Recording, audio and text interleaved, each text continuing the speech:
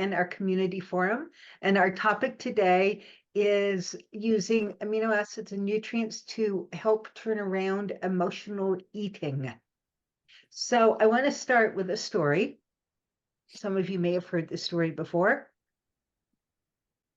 Of a woman who came to me a couple of years ago. She was 64 years old. She was overweight, but not morbidly obese.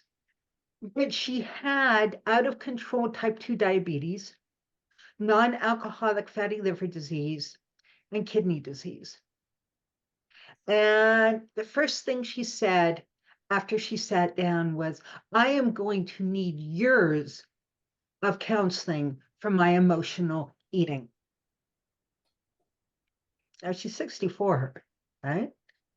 And I said, okay, well, bring me up to speed. She says, well, I have been a compulsive overeater for 30 years.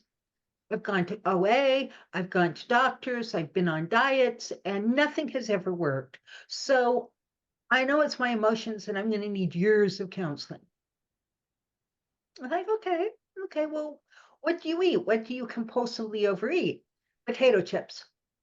So I took a look at her 3-day diary, and yes, indeed, over 3 days, she ate potato chips and more potato chips and more potato chips and some vanilla ice cream and exactly 2 deep fried chicken legs.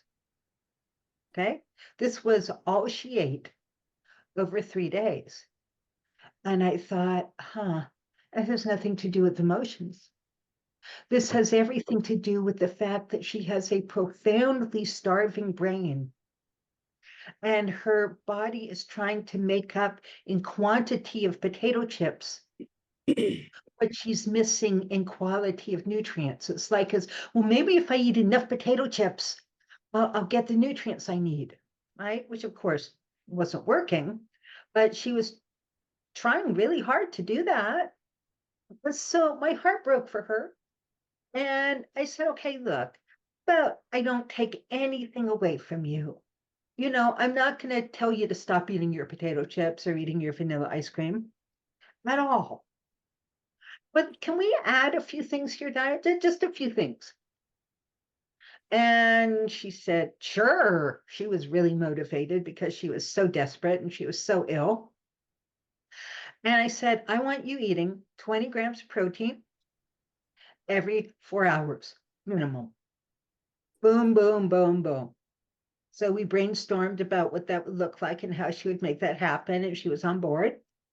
And then I said, along with this protein 4 times a day, I want you eating 3 servings of fruits and vegetables.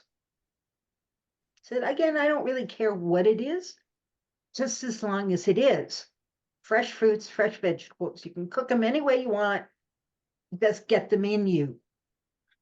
And she said, well, that's really clear. I can do that. Okay. So we left it at that. A week later, she came back glowing. She was radiant. She said, I have not had 1 potato chip nor 1 bowl of ice cream the entire week. And I said, yeah, your brain was finally getting the nutrients it needed, and it didn't need to make up the lack with potato chips. Hi, Elena, Terry, Addie, Tammy, welcome. So we tweaked a few things, talked about a few things, and she left really happy. But she came back now the 3rd session, despondent, right? We said, what happened? She said, I did great until last night. And 10 o'clock last night, I had this craving. It came out of the blue. And I just had to go to the grocery store and buy 2 large bags of potato chips. And I ate them all. I said, well, by the way, cravings never ever come out of the blue. So let's look at what happened in the rest of the day. Did you have your breakfast? High protein breakfast? Yes, indeed. Great breakfast. Great lunch. Did you have your afternoon snack? No, I was too busy at work and I was doing something for a coworker. Okay, what about dinner? Well, when I got home from work, I was so exhausted because she missed her afternoon snack, that I just went to bed and at 5:30 and I woke up at 7:30 and I was so anxious about the work I hadn't completed that I went to my computer and I worked until 10 o'clock. And then I just had to go to the store and get potato chips. Well, as she's telling me this, her eyes are getting bigger and bigger, right? And she says, "Oh, oh, oh, I was hungry, wasn't I?" I said, "Yeah, you were hungry. You were so anxious at 7:30 because your blood sugar had dropped and adrenaline had kicked in. And you didn't realize that, so you went to work, where it's really what you needed to have done. This was telling you that you were hungry. And if you'd eaten at 7:30 when you woke up from your nap, you wouldn't have bought the potato chips." Well, her years of emotional eating condensed to 3 months. And by the end of the 3 months, her diabetes was under control. Her non-alcoholic fatty liver disease had turned around, and her kidney disease was getting better. We did have to work on a few emotional things. She did actually have codependency because she was doing things for other people rather than putting her own food self-care first. And so, she was like skipping her snack or cutting her lunch short because a coworker needed help. So, yes, we did have to work on that so that she could keep her food self-care front and center. But once we did that, and that didn't take very long, she was fine. And she said to me in tears in our last session, "Thank you so much. You saved my life." I probably did. She was pretty ill. He said, "Why didn't anybody else make it this easy?" And this is a woman who actually didn't even need aminos. She just needed to be feeding her brain sufficiently and consistently. Not everything is actually emotional eating. And even emotional eating, while it feels like it has to do with emotions, is frequently simply about brain chemistry. All right. So, as I said, there are many different biochemical reasons for reaching for food, for mood altering food. Let's put it that way. Okay. But what are we doing when we are eating a mood altering food? Okay. What do we mean by mood altering? I mean, we all know what we need. Sometimes we reach for sugar. I'm one of those people who I'll reach. I don't eat sugar. I'm not a sugar addict. But if I'm tired and I've been tired all day, I'll think, "Ooh, do I have any chocolate in the house? Where's the chocolate? I want some chocolate." Right?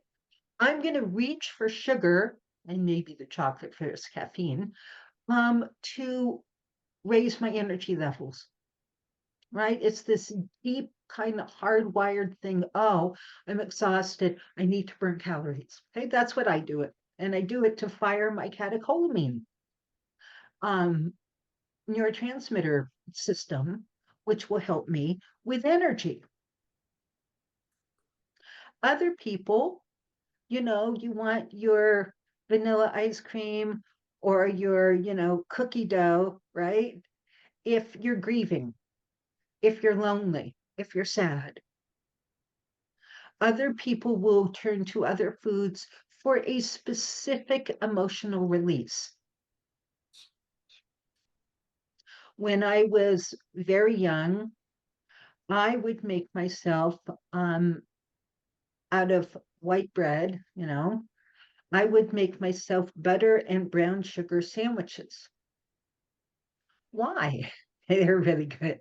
I have not had a white bread, butter, and brown sugar sandwich since I was probably 10, but I still remember how yummy they were. Okay, why was I doing that? I was doing that because I was anxious and sad all the time and exhausted all the time. Nobody realized that I had undiagnosed celiac disease, what had actually been diagnosed when I was 2, but it then got very quickly lost. And the gluten in the bread and the sugar and the fat, okay, it calmed me down. It fired the GABA. It fired the endorphins. It fired the serotonin. And it brought me relief. Now, I didn't know I was doing it for that reason. All I knew is that it tasted good and I craved it. But looking back, it was like, well, what was it actually doing for me? It was numbing me out. It was putting me into the zone, right? Which, because I was in so much emotional pain, I needed. But it was doing that by firing very specific neurotransmitters. And this is where amino acids come in, because we have uncomfortable all the way to intolerable emotions and emotional experiences because our neurotransmitters are not able to step up, which is their job. Okay, when we're under stress, any sort of stress, it's our brain's job to create more neurotransmitters and utilize them to allow us to cope with the stress gracefully, right? My motto. It's our brain's job to allow us to cope with stress gracefully, but to do that, it needs to be fed optimally because sometimes the demand outweighs the supply. Okay, it's a supply demand equation. And if the demand is really high, we're using up our nutrients, we're using up our neurotransmitters in great big gobs. We're using up our nutrients in great big gobs. I talk about this in our adrenal lecture in level 2. And we get behind, we get backed up, right? And so we have symptoms because the brain does not have access to the neurotransmitters who step up and cope gracefully. So we have symptoms. We feel miserable. And then we have the need, and it's a physiological need. Just like with my client, she was hungry, her blood sugar was low. She had the physiological need to reach for the potato chips, raise her blood sugar levels. We have a physiological need to reach for whatever substance is going to fire that currently undersupplied neurotransmitter, whatever it is, okay, across the board. And we know that sugar and starches fire across the board whatever is needed, right? Sugar will fire your catecholamines, sugar will fire your endorphins, sugar will fire your GABA and your serotonin. Ain't it wonderful? Okay. But one person is eating sugar for one reason, and somebody else may be eating sugar for another reason. Or it may be that all your neurotransmitters have been depleted and are low, and you're eating sugar for all of it, right? And generally, when we do that, we're eating a lot of sugar and a lot of foods, just desperately, unconsciously, desperately trying to get relief by firing those depleted neurotransmitters. Well, unfortunately, as you all know, that depletes them even more, and we're in this downward spiral. And then we're hungover the next day, or. So Julia Ross in 2017 published an amazing book called The Craving Cure. And if sort of sugar addiction is something, or compulsive overeating is something you're really interested in, I highly recommend that book, because what she does in that book is she goes through all of the 4 neurotransmitter systems and then low blood sugar as reasons for craving sugar. And she also talks in there about how the food industry has actually hired scientists specializing in basically reward deficiency syndrome, to make foods specifically designed to fire our dopamine, to fire our endorphins, etc. Okay. They know how to do that. Now, there's a whole lot more effort and money being put into research around how to create addictive creating foods, as opposed to how to teach people the nutrients we need to have a fully functioning brain so we don't need to move to eat addictive foods. Haha, right? We wish all of that money was being spent in educating people about the value of eating protein and real food for one's mental health, be that as it may. So the book actually goes through each neurotransmitter system and, the amino acid therapy chart that we all know and love, and how to use it to identify which neurotransmitter system is depleted and therefore creating your sugar. I'm using sugar sort of as an umbrella for whatever food might be craved. Your sugar craving in that particular moment. Because just like cigarettes, right? People who are addicted to nicotine, they'll smoke or they'll vape or they'll chew in the morning to wake them up, to fire the catecholamines. But they're not doing that at 10 o'clock at night, right before bed. They don't want the cats fired before bed. They are using nicotine before bed to fire GABA and serotonin. And they're for melatonin so they can sleep.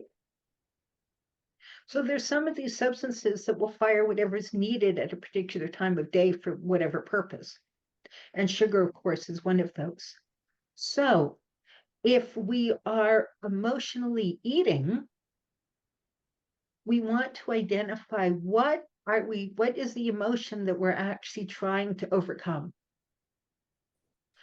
What would feeling better actually feel and look like? And then using the amino acid therapy chart that will tell us which amino acid to use to support the actual neurotransmitter rather than just firing it and depleting it, rebuilding it so it can fire itself naturally, and supply is actually equaling, and actually we want supply to exceed demand, don't we? We want more than enough nutrients on board. And ideally, we want to do that with food, but as we all know, that's not always enough for a variety of reasons. And this is where the individual amino acids come in, because amino acids, the free-form amino acids that you can either buy over the counter or from Amazon or wherever, actually appear to make it to the brain and make new neurotransmitters within 20 minutes. So we can turn off a sugar craving for whatever reason by using the right amino acid within 20 minutes. And if it's low blood sugar, then we either use the amino acid L-glutamine or real food.